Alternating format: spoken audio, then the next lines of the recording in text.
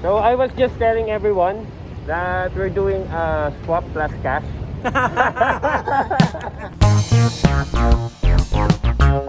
After 8,000, you'll really feel the horsepower.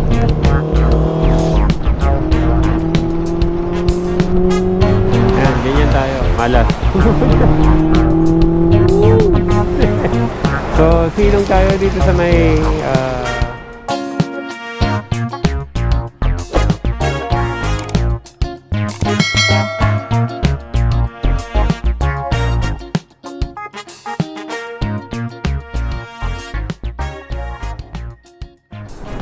Hey, good morning mga boss. This is BossTL again. Today we are going to Makati and we are going to take home our dream bike for today. Now, well, in fairness, marami naman tayo actually dream bike. Marami tayong gustong bike. But this particular bike is something special. Even when it was first released in the internet and we got to know about this bike, it is love at first sight. You know how I really love neo-classic bikes, modern bikes with a classic look into it. This bike is a perfect example of that. And we're talking about the Honda CB650R. Now, the bike that we are going to borrow, it is owned by Chili-chan or Chill Pusit sa YouTube. You know, Chill Pusit is known to have this Svart 401. Aside from the Svart pin, this cool dude has this CB650R. And nalaman ni Chill Pusit that we really like the CB650R. And coincidentally, meron siyang CB650R. And he is egging me to borrow the bike for me to actually get a feel, or at least for me to have an experience riding the bike. Diba? It's my dream bike, so why not have a run for it?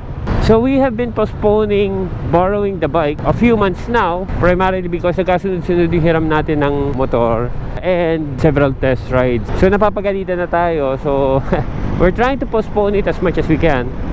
But Chill Pusit got a new bike, an XSR 900, and he needs to sell the CB650R anytime soon. So yung chance natin to ride the CB650, mawawala pa. So might as well go for it while the opportunity is still there. Baka naman kasi pag nabenta tsaka ko hahanap-hanapin eh, diba? So grab the chance while it is still there. Ayun, so right now we are headed to Makati, papunta sa office si Chili-chan where the bike is at right now. Then afterwards, probably we'll go straight to the expressways to actually test the bike's full potential. Anyway, medyo traffic eh, so balikan ko kayo mamaya. Alright? And there's Chill Pusit. Nice bike. Good looking bike. Hey, nice bike. So I was just telling everyone that we're doing a swap plus cash. So it's a swap plus cash, a special discount and a kiss, of course. but you know, this is the owner of the CB650. We'll be using the bike for approximately one full day or 2 days, probably something like that. We're gonna test this out in the expressways. We're really excited to have this bike. It looks to be just recently washed. I'll return it, of course, with a full tank of gas as well. But anyway, thanks to Chili for lending the bike. Okay. At 8,000, after 8,000, you'll really feel the horsepower. At 8,000, I don't intend sana to rev it that high eh. Pero you wouldn't really notice eh, no? Pag 8,000. So after 8,000, you'll feel it full. Then it dies down maybe around 11, 12. It's just short. Hindi ba mataas yun? 12 na? You'll see. Once you hear it, you're gonna wanna rev it. Alright then. So yun. Okay. Ride safe and enjoy. Alright. Thanks ah. Mabigat. I thought it was heavy. Hindi naman pala ganun ka... Not that heavy. Not that heavy. The center of gravity is nice. Oh. So this is the first ignition? Mali. Naka-kill switch. Woo! The sound! I'll go ahead, ha? Uy, thank you, ha? Thank you very much. Woohoo! Wow! Unang ignition pala, sarap na. Yeah! Well, noticeably, the handlebars are a bit narrower than what we are used to. But all's good. Ooh, the sound. Di naman pala magbigat eh. Woo!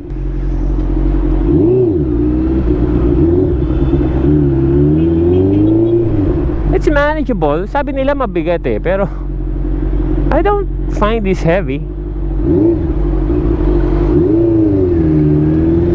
Ooh, I really want one. Gustong gusto ko isa na ito. Ah!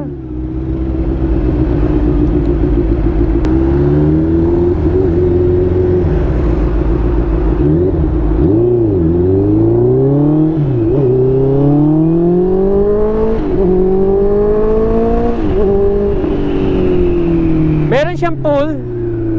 I was actually thinking it is torquier, pero okay naman. It's really different from the XSR 900. Sa 900 kasi, XSR 900, there is a high chance of unintended wheelie. But for this one, hindi eh.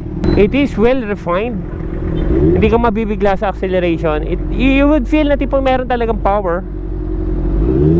May hatak naman siya, but you definitely have to rev it a bit higher. Sabi ni Chili, it would be around at 8,000 RPM. So yun, mataas yun, ibig sabihin. Pero regular acceleration, well, it is something na tipong something getting used to.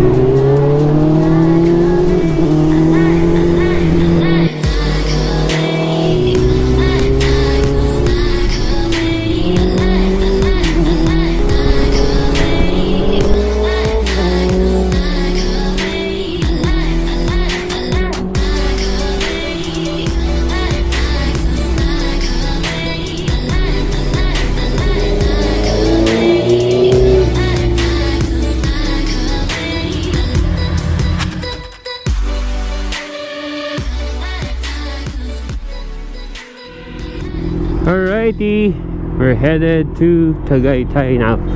Punta tayo Tagaytay. Let's test this CB150. Let's test this CB650R. So again, first time S-Lex with the CB650R.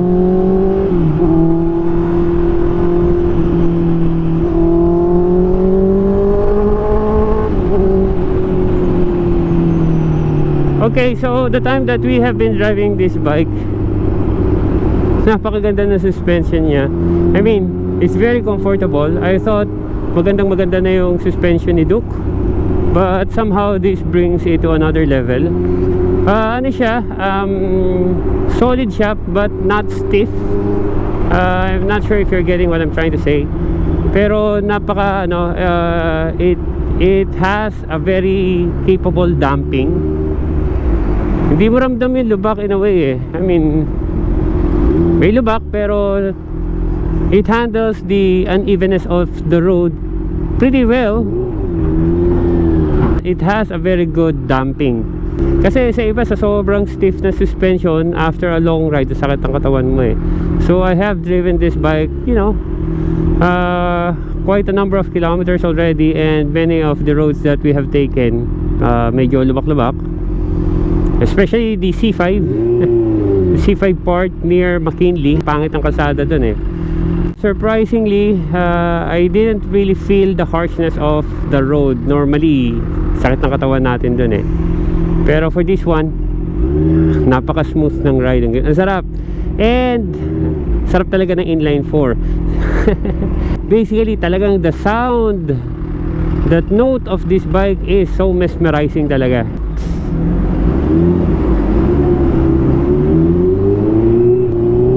If you guys don't know yet, the CB650R is one of my dream bikes. It's love at first sight. Tapos iba talaga ang tunog inline 4 It sounds like a proper big bike talaga Well, the thing is, the acceleration for the CB650R is, you know, very refined. Alam mong may hatak siya pero it gives you the power na tipong very linear So if I'm a newbie big biker, I wouldn't really be overwhelmed by the power of this bike kasi it gives you the acceleration smoothly, hindi jerky. Unlike the KTM, pag nabigla mo yung twist of the throttle, expect a very aggressive acceleration, di ba? Well, KTM is known for their aggressive acceleration, so no wonder. This one, very refined. Well, the first time I rode this bike, actually, medyo naninibago tayo kasi we're used to the punchy acceleration of the KTM. Pero, you know, after driving this quite a while, well, you get used to the power so you get to know what to expect. And you know, higher RPMs talaga ang gusto na itong motor na to. Once na naibigay mo yung talagang kailangan ng motor, which is on the higher RPM, ganda na ng takbo. Woo!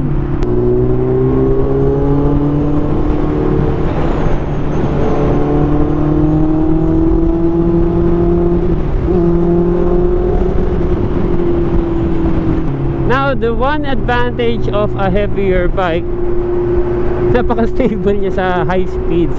Although we haven't really, you know, reached anything that high. The highest that we've gone so far with this bike is 130. Ramdam na ramdam mo yung difference niya as compared to the lightweight Duke that we have. Sa Duke kasi, once na tumungtong na sa 130, 140, medyo mararamdaman mo na yung instability of the bike on high winds. Dito it's perfectly planted on the road, very stable. I would assume a big part of that is because this bike is relatively heavy at 200 plus kilos. Hindi siya basta-basta matatangahin ng hangin. Yun. So that is why it gives you that, you know, somehow a sense of comfortable ride kasi you wouldn't really be worrying about keeping the bike stable kasi stable na siya in the first place. Now, the main difference ng 4 cylinders tsaka yung ating 390 Duke na single cylinder, ngayon ko lang naiintindihan yung sinasabi nila pag single cylinder ma-vibrate yung handlebar. We got used to the Duke, we don't really mind yung vibration. It is normal for a single cylinder. When it comes to a 4 cylinder, napaka-different yung vibration sa handlebar, halos wala. Only when you are at the higher RPMs does the vibration begins to be felt dito sa handlebar. But, you know, everything else, it's like a humming vibration lang So in a way, mas hindi nakakapagod sa kamay. There will be no pinging on the wrist because of the vibration pag matagalan.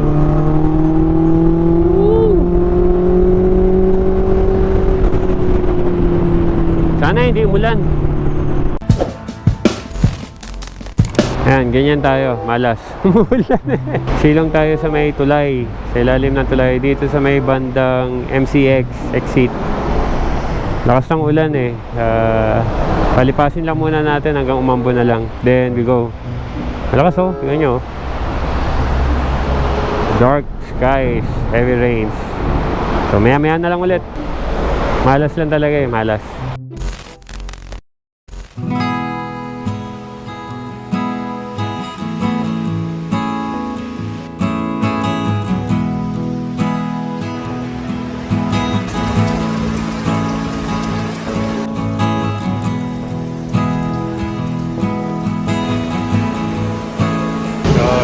Sir, tambay muna tayo dito sa petrol.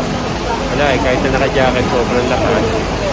So that ends our STX journey.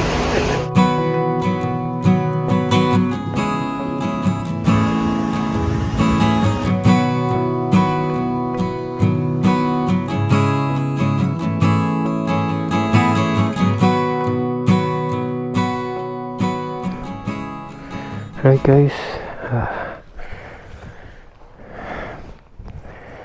Soli na natin yung CB650R. And we're now going home. So, balik na ulit sa atin si Duke 390. So, welcome back. So, thank you again, Chill Pusit, for the CB650R experience. And we're now back with our 390 Duke. Basha. So, yun lang. That's our 2-day experience with the CB650R. Shout out to Chill Pusit for lending us the bike for 2 days.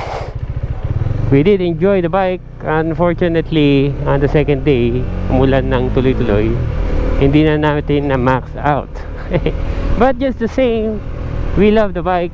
Again, as always, transitioning from one big bike to another of a lower displacement, parang pakiramdam natin ang ihina tong motor natin.